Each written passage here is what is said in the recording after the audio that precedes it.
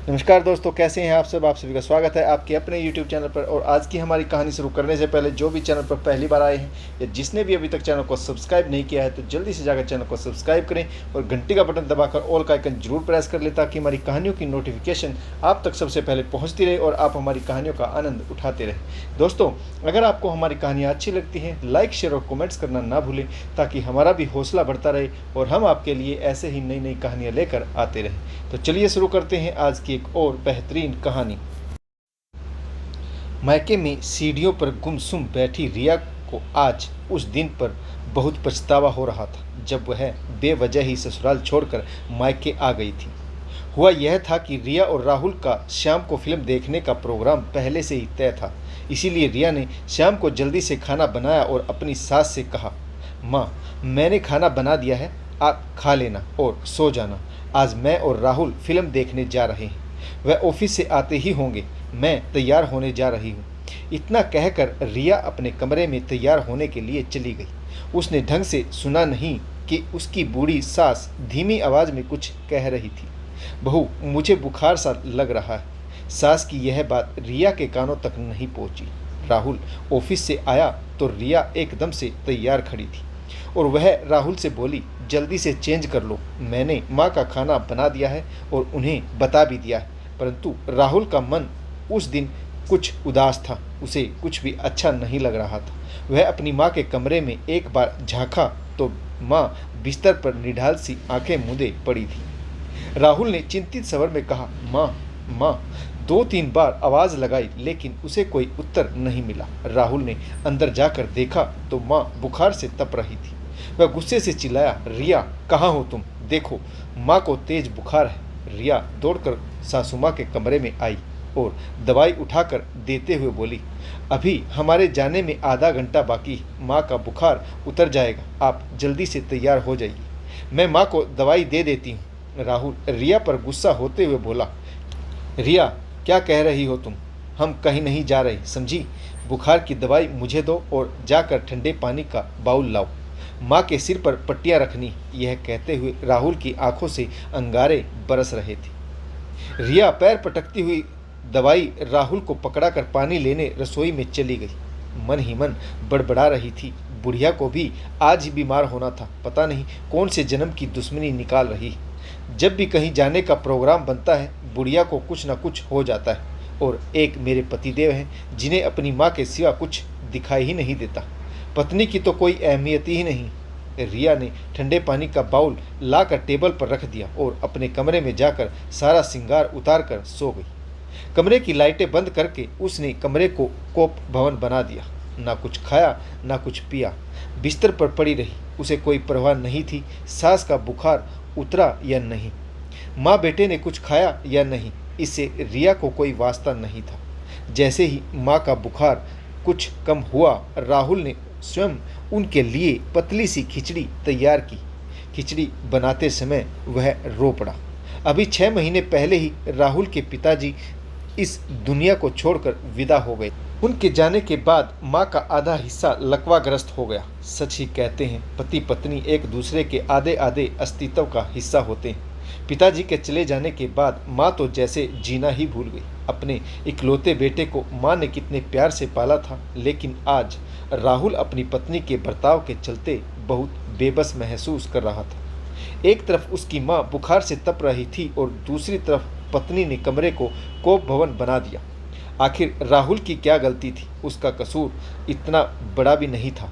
एक बेटे ने अपनी बूढ़ी माँ की परवाह ही तो की थी। यह सब सोचकर राहुल की आंखों से आंसुओं का सैलाब उमड़ने लगा। फिर उसने अपने आप को संभाला, जाकर माँ को खिचड़ी खिलाई, उन्हें सुलाया। फिर वह अपने कमरे में रिया के पास गया। सारा गुस्सा भूलकर वह रिया से बोला, रिया, उठो, चलो कुछ खा लो। माँ के लिए तुमने जो खाना बनाया था उसी से हम दोनों मिलकर खा लेते। राहुल 1000 मिन्नतें करता रहा परंतु रिया ने उसकी एक नहीं सुनी। दिन भर ऑफिस में काम करता रहा। आने के बाद माँ को संभाला और फिर पत्नी से कोई जवाब ना पाकर राहुल बेचारा निराश होकर भूखा ही सो गया। सुबह उठा तो रिया का मूड खराब था। राहुल बोला, रिया, यह क्या है? क्या हम एक दिन बाहर नहीं गए तो तुम ऐसे रिएक्ट करोगी? माँ के लिए नाश्ता तो बना दो, उन्हें दवाई भी देनी। रिया चिढ़कर बोली, मेरी तबीयत ठीक नहीं, मुझसे कोई काम नहीं होगा। जाओ, जाकर अपनी माँ के पल्लू से बंध जाओ, मुझसे बात करने की जरूरत नहीं। यह सुनकर राहुल को फिर से गुस्सा आ गया और वह बोला, रिया कुछ तो शर्म करो, माँ बुखार से तप रही है, ऐसे में फिल्म देखने जाना क्या ठीक रहता? अरे उम्र पड़ी है मौज मस्ती और एंजॉय करने की, माँ तो न जाने कितने दिन की मेहमान है। रिया भी गुस्से में आंख लाल करके बोली, मैं भी तुम्हारी जिंदगी में हूँ, तुम्हें यह भी याद रखना चाहिए। एक बात कहूँ राहुल, तुम जैसे लोगों को शादी ही नहीं करनी चाहिए। राहुल बोला, रिया चुप हो जाओ, मेरी माँ बीमार है, पापा के जाने के बाद उनकी हालत क्या हो गई है, क्या तुम्हें उन पर जरा भी तरस नहीं आता? रिया गुस्से में पैर पटकते हुए अपने कमरे में गई और अपना सूटकेस लेकर निकली। घर से बाहर निकलते हुए वह राहुल से बोली, मैं 1 सप्ताह के लिए अपने मायके जा रही हूँ, खुद जा रही हूँ, स्वयं ही आ जाऊँगी। राहुल अवाक खड़ा देखता रह गया। उसने एक बार आवाज़ लगाकर रिया को रोकने की कोशिश की, लेकिन रिया कहाँ सुनने वाली थी। वह तो गुस्से में सब कुछ तहस नहस करके चली गई। परंतु वह दिन कभी नहीं आया कि वह अपनी ससुराल अपने ही आप लौट जाए।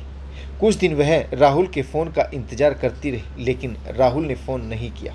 रिया भी जिद पर अड़ी रही। दोनों की जिद पति पत्नी के रिश्ते को निगल रही थी। रिया का जीवन अभिशाप बनता जा रहा था।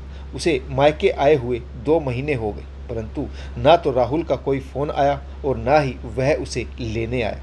समय के साथ साथ रिया को अपनी गलती का एहसास हुआ तो एक दिन रिया ने अपनी दादी से सब कुछ कह दिया। रिया की दादी की आंखों से आंसू बह चले। वह बोली, बिटिया आज तुमने मेरे संस्कारों को धूल में मिला दिया। इतनी छोटी सी बात पर ऐसा गुस्सा, और वह भी तब जब तुम्हारी सास को तुम्हारी सबसे ज़्यादा ज़रूरत थी। मैंने तुम्हें ऐसे संस्कार तो नहीं दिए थे। उस बेचारी ने अपना पति खोया है। एक बेटे के प्यार को उल्हाने भरे शब्दों से भेद कर तुम मायके चली आई। कहते हुए दादी ने अपना मुंह फेर लिया। रिया के मम्मी पापा बचपन में ही एक एक्सीडेंट में चल बसे थे। तब से दादा दादी ने ही पाल पोस कर रिया को बड़ा किया था। रिया फपक कर रोते हुए दादी से माफ़ी मांगने लगी। दादी, एक बार मुझे किसी तरह से राहुल से मिला दीजिए, मैं उनके पैरों में गिरकर माफ़ी मांग लूँगी, अपनी सास से भी माफ़ी मांग लूँगी। दादी, आपको कुछ तो करना पड़ेगा, मेरा घर दोबारा से बसा दीजिए, मुझे अपनी गलती का एहसास है। रिया यही सब बातें याद करके सीढ़ियों में बैठी रो रही थी। उसने देखा कि दादा दादी घर पर नहीं। घर के सामने वाले बगीचे और इधर उधर देखा तो वह कहीं नहीं दिखे। फिर काम वाली गोरी से पूछा तो उसने बताया कि जीजी, दादा और दादी जी गाड़ी लेकर कहीं गए। मुझे कह रहे थे कि नाश्ता और खाना तैयार रखना, शायद घर में कोई मेहमान आने वाला है। रिया सब्र समझ गई और वह थिरकते कदमों से बाथरूम में नहाने चली गई। आज उसके तन और मन में ताजगी सी महसूस हो रही थी। रिया में नई जान आ गई। नहा धोकर तैयार होने के लिए साड़ी निकाली तो हाथ गुलाबी शिफॉन की साड़ी पर गया। यह राहुल का सबसे पसंदीदा कलर है। राहुल ने उसके जन्मदिन पर यह साड़ी गिफ्ट की थी। मुस्कुराते हुए जल्दी जल्दी साड़ी सलीके से बांधी, लंबे बालों का ढीला सा जूड़ा बनाया, होठों पर गुलाबी लिपस्टिक, माथे पर छोटी सी बिंदी और मांग में सिंदूर की रेखा खींचकर तैयार हो गई। गुलाबी साड़ी पर लाल चूड़ियाँ राहुल को बहुत पसंद थी, लेकिन रिया को ऐसे चटकीले कलर पहनना पसंद नहीं था। वह हमेशा ही चूड़ियों को लेकर राहुल पर गुस्सा हो जाती थी और कभी उसके पसंद की चूड़ियाँ नहीं पहनती थी। परंतु आज रिया ने दोनों हाथों में भर भर कर लाल रंग की चूड़ियाँ पहनी। राहुल को रिया की आंखों में काजल लगाना बहुत पसंद था। वह कहता था कि सूनी आंखें अच्छी नहीं लगती। रिया ने झट से काजल की मोटी सी रेखा आंखों में खींच ली। अब वह अपना रूप आईने में निहार रही थी और मन ही मन सोच रही थी, सच में राहुल मुझसे कितना प्यार करता है, मैं ही उसके प्यार को समझ नहीं पाई। राहुल ने पीछे से आकर रिया को अपनी अंगलीन में बांध लिया।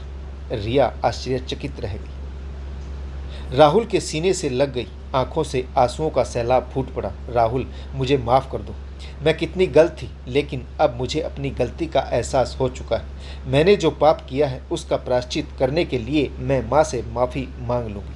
वह माफ़ नहीं करेंगी तो उनके पैरों में गिरकर माफ़ी मांगती रहूँ, तभी मेरे पाप धुल पाएंगे। यह कहते हुए रिया बिलक कर रो पड़ी। तभी पीछे से आवाज़ आई, तुम्हारे पाप धुल गए बिटिया, इतने आंसू मेरी बहू बहाए यह मुझे मंजूर नहीं। सासू माँ की आवाज़ सुन रिया चौंक पड़ी और जाकर उनके पैरों में गिर गई।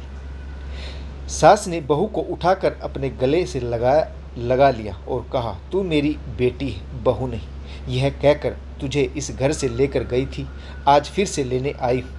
बेटी अपने घर चलो। रिया की दादी ने उसे विदा करते हुए कहा, बेटी इस बार बहू बनकर नहीं बल्कि बेटी बनकर जाना। समधन जी, हमारी बेटी को माफ़ कर दीजिए, अभी वह नादान है, आइंदा आपको शिकायत का मौका नहीं देगी। तो दोस्तों, आपको यह कहानी कैसी लगी? इस कहानी में किस पात्र की भूमिका सबसे अच्छी रही और इस कहानी से आपको क्या सीख मिली? कमेंट्स करके ज़रूर बताइएगा। आशा करता हूँ आपको कहानी ज़रूर पसंद आई होगी। तो कहानी पढ़ने के लिए आप सभी का बहुत बहुत धन्यवाद। जय हिंद, वंदे मातरम, भारत माता की जय, जय जवान और जय किसान।